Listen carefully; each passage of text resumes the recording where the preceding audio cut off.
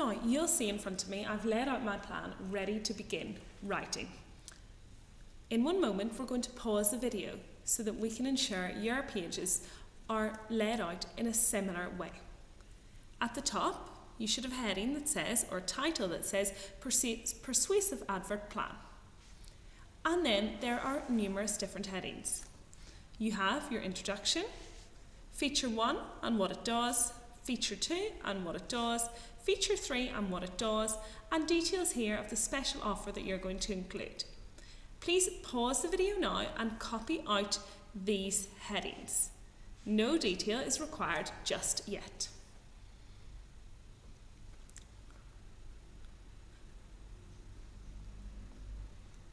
Welcome back. If you're rejoining me now, you should have all of these headings written out, ready to begin the planning process. And as we know, planning is vital for creating a great piece of writing. And a great piece of writing is essential for ensuring that parents or teachers, or whoever your audience is persuaded to buy our product. So let's begin with our introduction. Now remember, I'm not writing the introduction today, and I know some of you will remember that in our introduction we want to include rhetorical questions to grab the attention of the reader. But that will be tomorrow. Today I'm just thinking of some of the ideas that I might put into those rhetorical questions. So what are the main reasons why your reader would be looking for this kind of product? That is, an educational toy that will help children with their learning. Well, the first reason is to help children with their learning, I think. Help children with their learning. And that's especially true after all of the learning time they would have lost after being off school for such a long period of time. Or being off nursery, actually, if they're only aged between 3 and 4. So that's one reason. Another reason could be fun, perhaps. They might just want a toy that will allow their child to have fun or to keep them busy. So fun or distraction. Although hopefully they're looking for an educational toy for more than just a distraction. Lots of toys can be fun, but they're not always educational. So I think the main reason will be to do with their learning. And perhaps some parents want to have their children ready for school. Or maybe they want to give them a head start before school. That's often the reason that parents shop for books about the alphabet or numbers, because they want their child to be school ready. So a head start before school begins. I think those are the main reasons why a parent or a teacher would be looking for an educational toy. However, you might come up with a few more, and I'm looking forward to seeing what you think.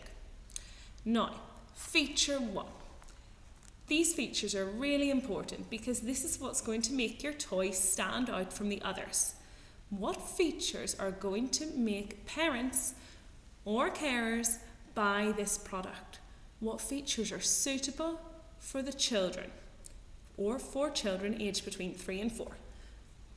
I know that I need to think of a catchy name to grab the attention of the audience for each feature. So I'm going to start by calling the first one Crazy Colour Mode, I think. Or Cool Colour Mode, you could say. That's my first feature, Crazy Colour Mode. Now when you're copying out this plan, please be very careful of the spelling of the word feature. It sounds like a ch-cher, and that's why lots of you are spelling it C-H-E-R, but it's actually spelled U-R-E. So bear that in mind to make sure your plan is as accurate as possible, because this word is going to crop up a lot in your persuasive adverts. Okay, Crazy Colour Mode. Right, well, the name sort of gives it away. I know that it's going to be something to do with colours, but what does it do? I'm going to say this product. Now, actually, I've jumped a little bit forward here. I haven't actually stated what my product is. That's a key bit I've forgotten to do, because I was about to talk about the paws. However, I forgot that I hadn't actually told you I was planning to design a bear, like a learning bear. But some of you might not decide to go for a bear. You might decide to go for a leopard, a learning leopard, Leo the learning leopard perhaps, or Barnaby the bear. Or you might not go for an animal. You might go for something entirely different. Something that draws on your knowledge of TV shows that children like. Maybe something to do with Peppa Pig. If you've got younger siblings, you can have a think. But you might also want to look on popular websites like Argus and see what the main sellers are in children's toys. Instead of just copying a design, could you adapt some of their ideas? Could you take some of their ideas and create your own unique product? So up here, I'm actually going to write the details of my product, and I'm going to call it a learning bear. But I know that when I come to write this, I probably will have to think of a catchier title. Leo the learning bear. I quite like that, but that's something I'm going to come back to.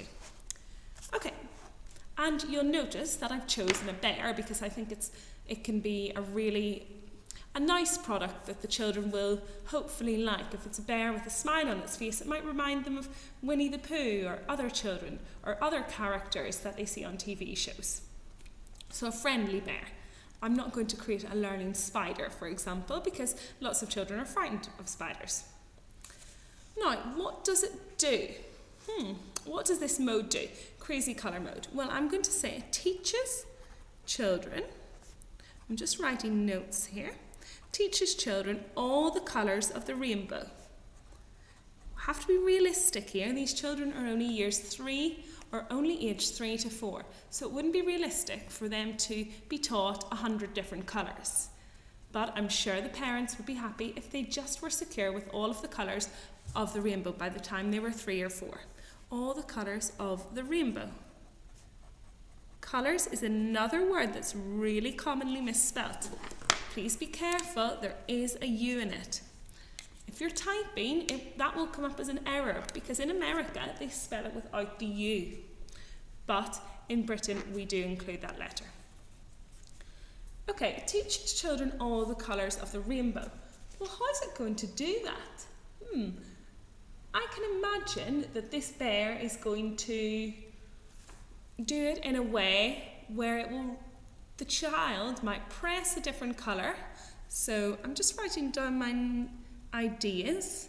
Child maybe touches a colour on their tummy, touches a colour on bear's tummy,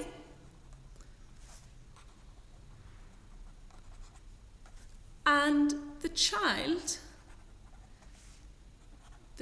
will hear it, so we'll hear the correct pronunciation, we'll hear it, then repeat the colour back.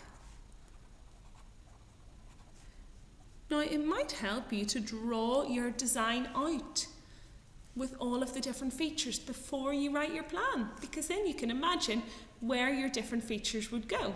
So for example, I'm thinking on my bear, I might have a colour pad on his tummy, something to do with numbers down one of his arms or on his paw. But I might actually draw mine out after this, I probably should have beforehand, to help me imagine it better, especially when you are making this product up. So, and then it will repeat the colour back. Okay, right, let's have a look then at feature 2. So feature 2 is going to be something a little bit different. Actually, I've got a picture of this bear. This is one from Argus, so it's not one I've designed myself, but I'm going to do some different things to this bear. Well, I'm going to include hopefully some different features. Now, this bear, I can see, has 4 colours on its tummy, so that's sort of what I'm imagining for my bear. Colour pad, colour touch pad. But I want to include more than 4 colours. I think this one is probably appropriate for a child aged 1 to 2 maybe. And I can get some inspiration for some other features by looking at this picture. So have a look around before designing your own. Or you might want to choose some of these features either. Now, feature 2, what does it do? Well, I'm going to call feature 2 number mode. And as you've guessed, number mode is going to be something to do with numbers. So how will this work? Number mode. Using the digits on the bear's paws. Using the digits, that means numbers. Using the digits on the bear's paws. This feature will help the child count from 0 to 10. This feature will help your child count from 0 to 10. That's what it does. I haven't quite worked out how I'm going to help the child count. Perhaps they'll have to press a certain number that's written on his paw, and then the bear will say the number back, and then the child will have to repeat the number, or something like that. But I just need to be really clear what number mode does. Using the digits on the bear's paws, this feature will help your child count from 0 to 10. Now, there's a little bit of a difference here between what the feature does and how it does it. The main bit is being really clear about what this feature does. I'm saying this feature will help your child count from 0 to 10. Now, if that sounds good to the parents, then they can read the instructions to find out how to use this feature. So it's really important that you're clear. Count from 0 to 10. That's a clear feature. The purpose of the feature. This one, learn the colours of the rainbow. And I've given a little bit of detail here about how your child will learn the colours of the rainbow. They'll touch the bear's tummy, but you can go into more detail than that on your actual ad. Now, I need one final one, and I guess because it's a learning bear, I can't really not include something about the alphabet, because the first thing many parents often teach their children after they've learned them or taught them to say mum and dad or ma and dada is the alphabet. So I'm going to call this one Amazing Alphabet Mode.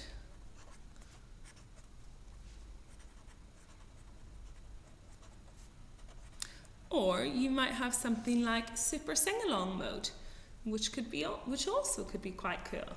Or Terrific Talking Mode, if you want the child to speak to the bear.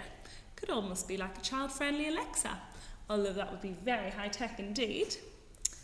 Right, Amazing Alphabet Mode. What is Amazing Alphabet Mode going to do? Well, I'm going to say this feature will teach your children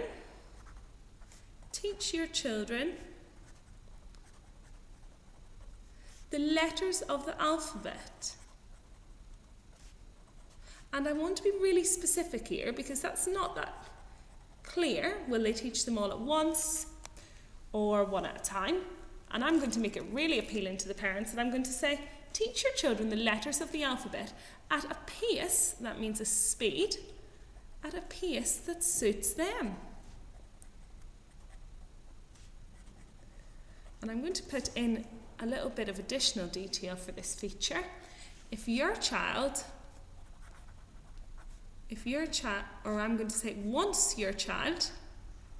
Once your child masters the letters,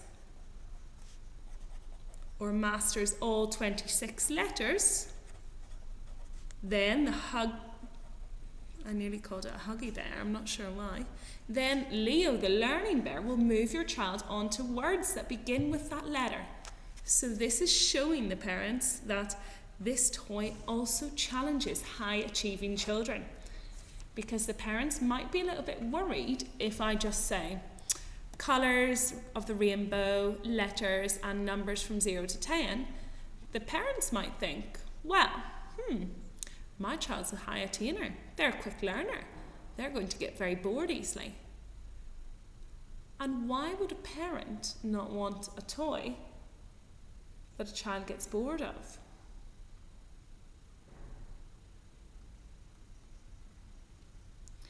Well, exactly, because they might consider it a waste of money. If the child knows all of this within a couple of days, then my product isn't going to have much use, and the parent might not consider it worth the money. So I need to make sure that in each of these features there is appropriate challenge. And that's what I'm going to be looking out for in your plans today. I'm going to put that in green. Please bear that in mind. Appropriate challenge for high achieving children. If the features are too basic, then parents aren't going to invest. They probably want a toy that will last at least a few months. Okay? Let's see, did I make the purpose of alphabet mode clear then? Yes, letters of the alphabet, and then it will move on to words. So I've been really, really clear. Now, some of you might know from having younger brothers or sisters what kind of skills they lack at the moment. What are the sorts of things they're learning in reception or in nursery? I've got a younger sister and she's 10 years younger. However, she's way much beyond ages 3 and 4, so I can't quite ask her for help, but perhaps you can ask parents or cousins, ask your parents who had you when you were aged 3 and 4.